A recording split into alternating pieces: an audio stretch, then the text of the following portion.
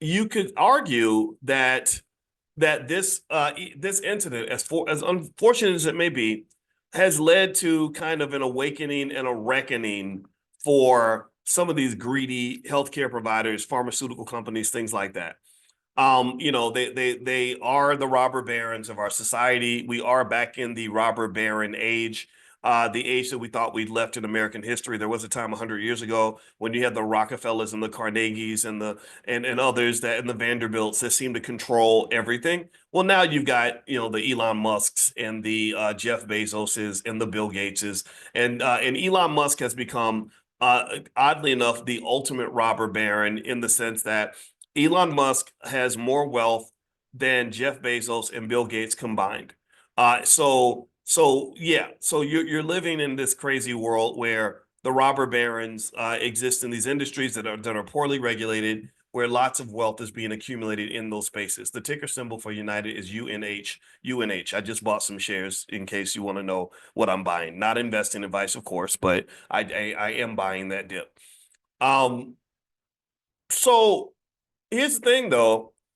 A lot of people are fully aware that these healthcare companies need to be dealt with. I am not convinced that Congress has the courage to deal with them in an appropriate way. I don't think Congress, I think that they have power because they pretty much bought your politicians. So what will probably happen is they will find some outlet for all the outrage that people have. They'll have hearings and maybe drag the CEOs in front of Congress and yell at them and say you're doing this and you're doing that and scold them in public. And then it'll probably go back to business as usual. Now maybe they'll change a law or two, but for the most part, I think that when you saw just kind of how Obamacare wasn't nearly as effective as I think President Obama wanted it to be. I believe that he wanted Obamacare to have more teeth than it did. And a lot of that is because of the money. The money kind of drives your politics in America. We've discussed this. Some regulations will occur, but it won't be enough to dramatically change an industry that unfortunately has become a little bit of a national embarrassment that we spend more money than any other country on healthcare, but we're the fattest, we're the sickest. We got little kids getting diabetes like old fat people and stuff. It's kind of crazy. And a lot of that is the toxic partnership between big pharma, the healthcare providers, and maybe the food industry. Like, okay, we'll sell you the food that's gonna make you sick, and then I'm gonna send you to my homeboy over here, the other drug dealer who's gonna make you get better.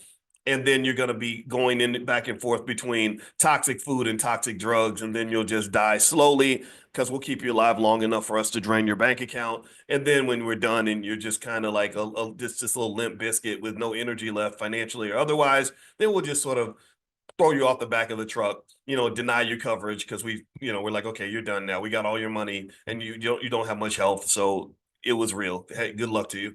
All right. So, and it's Chris Rock. Did y'all see where Chris Rock talked about that on SNL? And he said, it's really sad that this man died. He said, this man had a family. He had a family.